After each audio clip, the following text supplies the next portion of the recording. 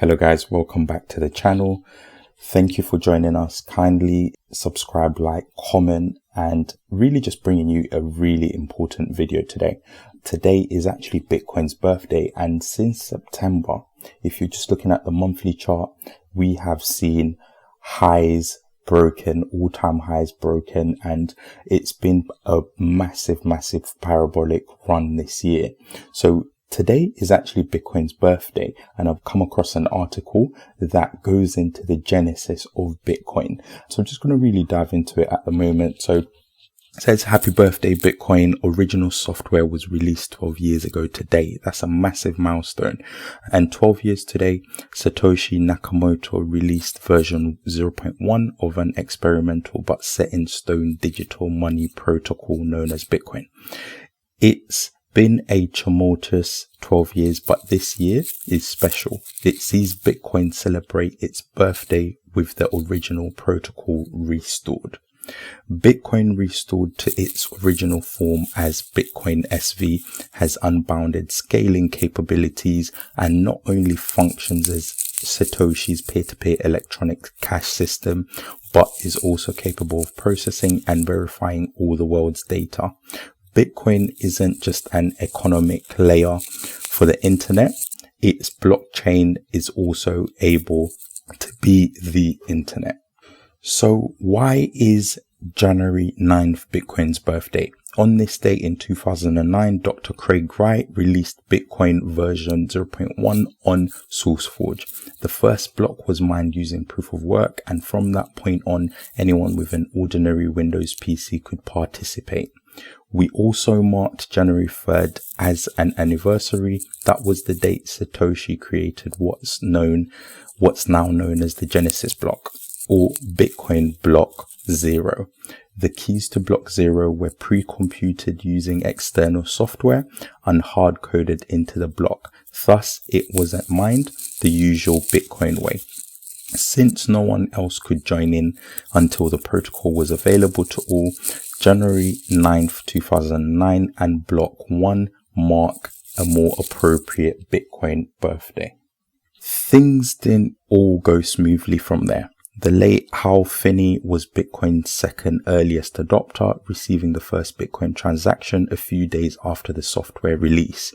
Dr. Wright has credited Finney with helping key the early Bitcoin network running in that first month after it fell over several times. Wright's friend Dave Kleeman also provided advice on getting everything back on track. Those first string of days between January 3rd and 9th, 2009 saw the network, which at that stage consisted of 69 computers, all Dr. Wright's, restart unexpectedly, requiring Wright to frantically travel between distant locations and update Microsoft licenses to get them all online again. The 12 years since. From its earliest years, the Bitcoin network's earliest participants questioned how the network could scale to handle payments from everyone on Earth. To provide some context, the Visa network alone has over 3.3 billion cards issued and can handle over 65,000 transactions per second. Bitcoin would need to compete with that and more. Once other developers joined in, and especially after Satoshi left the Bitcoin project in 2010, alterations were made to the protocol rules that changed the way it handled transactions, especially those based on timing. Almost immediately upon his exit, Nakamoto's development repository was moved from the central development focused SourceForge repo and relocated to GitHub, which is more typically used for communal development. Soft forks became the norm, undermining the role of honest nodes and giving more deliberate power to software developers with repository keys. Pay-to-script hash arrived in 2012 to replace Bitcoin-style multi-signature wallets. In 2016, BIP125 introduced replace by fee, which is the RBF protocol, which allowed transactions in the mempool to be rebroadcast to a different address than the original transactions, fundamentally undermining the reliability of instant transactions. The other big issue was block size.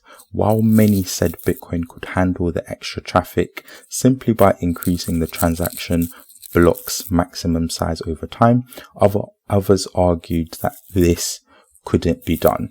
The network didn't have the bandwidth and it would create massive amounts of data, too much for small independent networks to handle.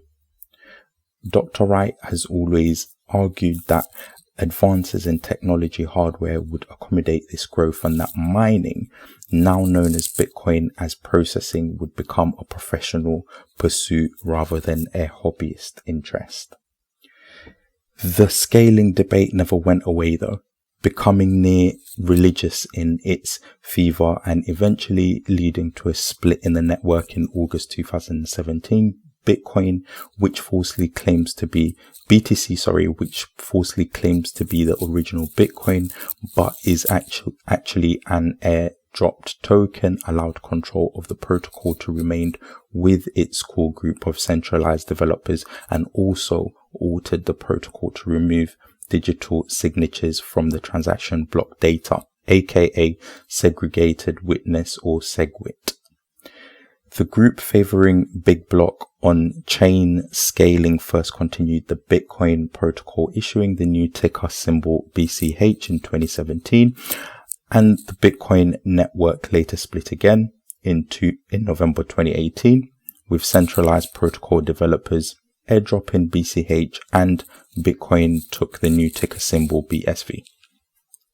The developers, following Satoshi's vision as outlined in the original white paper, vowed to restore the Bitcoin protocol to its original form and prevent anyone from altering its basic rules forever after. BSV achieved this goal in February 2020, just after Bitcoin's 11th birthday, calling its restored protocol software update Genesis, or Bitcoin version 1. Genesis also removed all maximum transaction block size limits, finally allowing Bitcoin to process as much data as it needed at minimal cost to ordinary users. The update also restored the original script language, which was disabled many years ago. Bitcoin may have just turned 12, but it's been a rough 12 years. We can say at least that enough people had the vision to maintain Bitcoin's original purpose, taking guidance from Satoshi himself to restore a network that was always destined for greater things. Bitcoin's blockchain is now ready to be the world's universal ledger of truth, processing all data from payments between individuals to millions of nanotransactions from connected devices. It's a great accomplishment, and so now, more than perhaps any other year before it, we're happy to celebrate Bitcoin's birthday and continue to imagine what comes next.